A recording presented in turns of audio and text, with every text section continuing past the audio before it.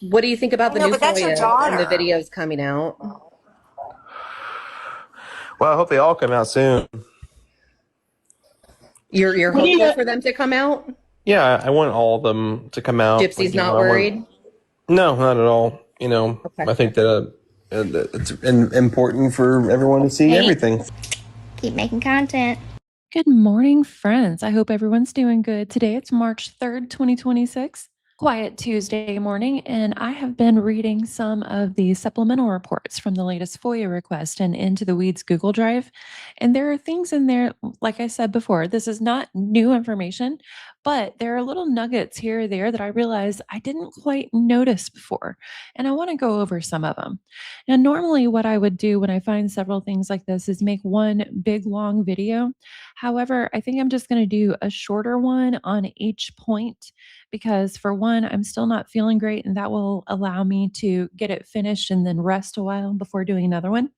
And also, it allows each individual point to be highlighted in the title of its own video instead of kind of getting lost in an hour-long one.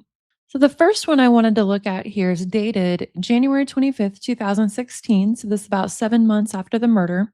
Stan Hancock interviewed an inmate who had been in cells with Nick. The remarks on this report are writing on Tower 5 between Nicholas and Gypsy. The report says during an interview with inmate blank, in reference to information he wanted to provide about Nicholas Godejohn, he told me Nicholas and Gypsy were trying to communicate back and forth. He stated Nicholas was writing notes to Gypsy on the Tower 5 recreation yard walls. Blank was unaware of any paper notes being passed between Nicholas and Gypsy. Blank stated Nicholas was put into segregation for writing on the walls of the recreation yard. And then it references what reports to look at for further detail. It says after the interview is concluded, I made contact with Greene County Justice Center Lieutenant Howell stated photographs were taken of the writing on Tower 5 recreation yard wall. I obtained copies of the photographs of the writing on the wall and transferred them to a compact disc. The compact disc was then logged into evidence. Lieutenant Howell also handed me some small pieces of paper which were located in Tower 5 near the writing on the wall.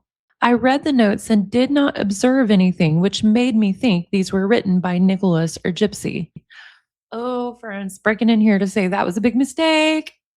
So many mistakes were made early on in this investigation.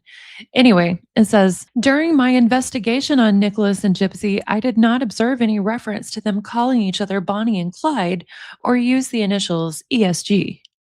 They did call each other Bonnie and Clyde in some Facebook posts on the Emma Rose account. Nick would post pictures of Bonnie and Clyde on their wall and talk about how they were going to be that couple that would do anything for each other. I'm surprised Gypsy didn't call one of her alternate personalities Bonnie. Also, remember in Gypsy's interrogation, whenever Stan was asking her about Nick and she was still deflecting, and she's like, oh, he has this romantic notion of us doing everything together, as if she didn't encourage and beg for that the whole time. Okay. Anyway, also the initials ESG, I assume that's Emma something. Go to John. No telling what the S stands for. Probably snow. Okay, Stan says, even though the notes did not appear to be related to the murder case, I collected them and logged them into evidence. I did so because they were located near the writing on the wall and found during the investigation of the writing on the wall. The following is not intended to be a transcript of the writing on the wall, but a summation of the writing on the wall. Okay.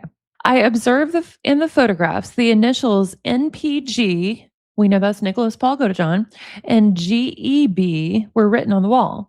These initials are consistent with the names Nicholas P. Godejohn and Gypsy E. Blanchard. Where is he getting the E from? I'm sure they don't know about her calling herself Emma Petrie. Anyway, some of the writing stated how one of them did not get a paper note from the other, and one of them had a place to stay in Springfield when they got out. What? There was writing about how they loved one another and they would wait for each other. During my investigation of the murder, I observed letters written by Nicholas and Gypsy. This is why I believe the writing on the wall to be their handwriting. I observed throughout the pictures such words as my husband, darling, and forevermore written on the wall. Throughout my investigation, these were terms used by Nicholas and Gypsy when they would communicate to each other via social media. See the photographs for further details of the writing. A compact disc of the photographs of the writing on the wall and copies of the jail reports are attached to this report. And naturally, they're all redacted 100%. But yeah, the Bonnie and Clyde stuff was definitely Nick and Gypsy. Okay, again, that was January 2016. Gypsy and Nick were giving notes to each other in the prison or in the jail walls, Tower 4 and 5, Greene County, and notes calling each other Bonnie and Clyde. Like I said, we know from the Emma Rose Facebook that they were fantasizing about being a Bonnie and Clyde type. And we know from Gypsy's videos where she talked about how she could MURDER and grip and ever steal with pleasure and so good at it. And her specialty is scratching. She was all about them being a crime couple. But let's jump forward now to her prison emails. March 1st, 2022. It's about a year and 6 months before she got out or so. It looks like she's writing to Melissa Moore, probably. Okay, Gypsy says, "Hi, Blank. I just wanted to talk to you about a concern regarding the book. I want for this to be as honest to reality as possible, so being open and real about the way I felt and my actions in the past are important. When I was going over events with Blank yesterday, she brought up some of the texts between Blank and I on that night of the crime. Basically, in a nutshell, I don't want the relationship between he and I to be over romanticized. Other platforms have done that to where they make he and I sound like a Bonnie and Clyde when that is not the case."